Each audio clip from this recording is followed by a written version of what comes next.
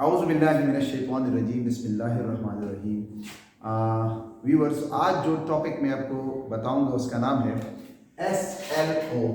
कि SLO क्या चीज़ है और ये बोर्ड ने ये नाम क्यों रखा, क्या चीज़ें होंगी इसमें। सबसे पहले तो आप इस एब्रीविएशन को समझे कि SLO का मतलब क्या है। SLO का मतलब है स्टूडेंट्स लर्निंग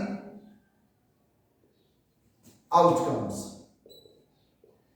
यानी स्टूडेंट लर्निंग प्रोसेस में जो चीज समझ में आई है, जो जो चीज समझी है, उसका आउटकम क्या है। आउटकम मींस रिजल्ट, यानी क्या जिस प्रोसेस में बच्चा आया है 10th क्लास में, फर्स्ट एंड सेकेंड ईयर में, अब उनके पास है क्या चीज, क्या नतीजा आया है, क्या अखज़ किया उन्होंने। तो इसका मतलब है स्टूडेंट लर्निंग आउटकम। ये सिर्फ SLO नहीं है कि बच्चे समझ लेते हैं कि SLO मतलब क्या है इसका।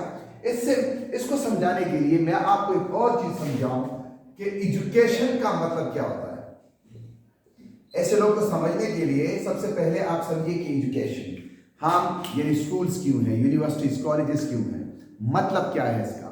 इसका मतलब है, एजुकेशन का मतलब है, इंस्टीट्यूशंस का मतलब है कि ऐसे लोग पैदा किए जाए, ऐसे बच्चे पैदा किया जाए जो अच्छे सिटीजन हो, गुड सिटीजन पैदा करे, एक अच्छा शहरी पैदा करे।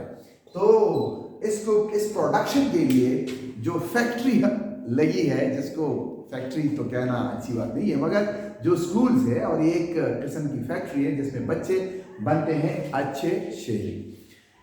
अगर आप B.Ed की बुक देख ले, M.Ed की बुक देख ले, अगर आप इंसाइक्लोपीडिया में देख ले, what is the meaning of education, so it means change in behaviour, change in behaviour. यानी जब बिहेवियर में चेंज आ जाए, जब रवैयों में चेंज आ जाए, तो इसे एजुकेशन बोलते हैं।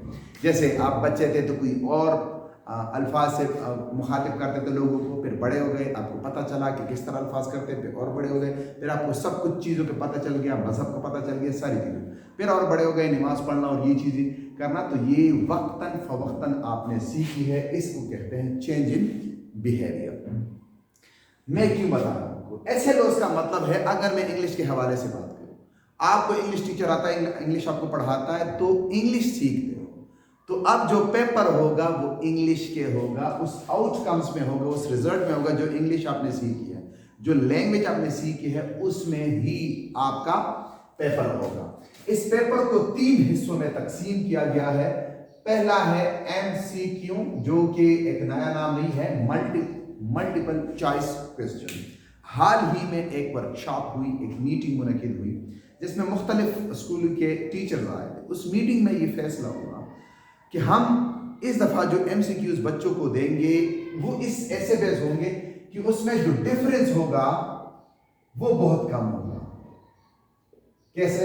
मिसाल के तौर पर, अगर मैं कोई पार्ट ऑफ स्पीच के लिए कोई लफ्ज अंडरलाइन करूं, टेबल, तो मैं नीचे लिखता हूं ये नाउन है, प्रोनाउन है, एडजेक्टिव या एडवर्ब है। बहुत आसान हो जाते हैं बच्चों के लिए कि ये तो है noun, table is a noun. मगर डिफरेंस कम करने के लिए इस दफा बोर्ड कहता है, फेडरल बोर्ड स्पेशली, कि इस कम करने के लिए टेबल को जब अंडरलाइन किया जाता है, आपको कहा जाएगा ये नाउन है, मगर ये नाउन में कौन सा नाउन है, कॉमन नाउन है, प्रॉपर नाउन है, एब्स्ट्रैक्ट कंक्रीट नाउन, कौन सा नाउन है। तो ये वो डिफरेंस कम हो गया। इसी तरह और भी कई मिसालें हैं जिससे ये अंदाजा हो सकता है, जैसे फ्रेज और क्लॉज का है। तो फ्रेज, ये कौन सा फ्रेज है, ये कौन सा क्लॉज है, नहीं ये फ्रेज है, क्लॉज है। फिर इसमें काइंड का पूछा जाए तो ये डिफरेंस कम है। उन्होंने जो मिसाल दी थी वो केमिस्ट्री की दी थी, मगर मैं केमिस्ट्री का टीचर नहीं हूं तो मुझे इतना पता नहीं होता। तो MCQs में ये फर्क इंतहाई कम होगा। तो बच्चों को माइन्यूट चीजों पे, स्मॉल पीसेस पे काम करना होगा और उसको याद करना होगा कि इन दोनों में फर्क क्या है। ठीक है, अब सूरज की शुआएं या सूरज की रोशनी जमीन तक पहुंचने के लिए कितना टाइम लेती है?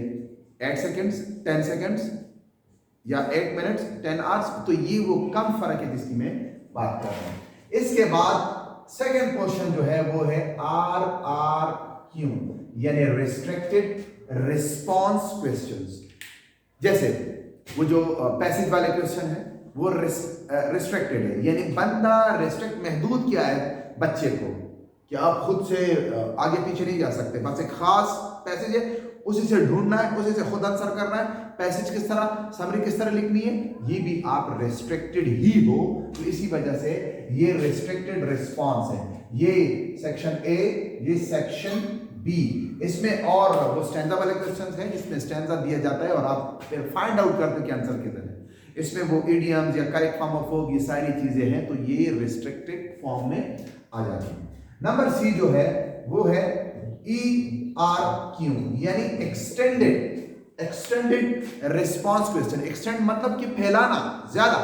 तो एक्सटेंडेड रिस्पॉन्स क्वेश्चन में कौन से क्वेश्चन होते हैं, जैसे ऐसे राइटिंग, मजमून निगारी जिसको हम बोलते हैं, उसमें आपको फ्री हैंड है कि आप अपने आइडियाज को सामने रखें।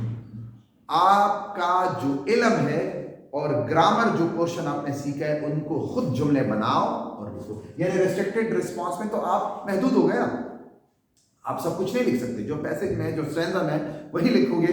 मगर इधर जो एक्सटेंडेड रिस्पॉन्स है इसमें आप लातादाद चीजें लिख सकते हो। इसमें ऐसे राइटिंग है, इसमें एप्लीकेशन राइटिंग, इसमें लेटर राइटिंग है, तो ये सारी चीजें इसमें शामिल है।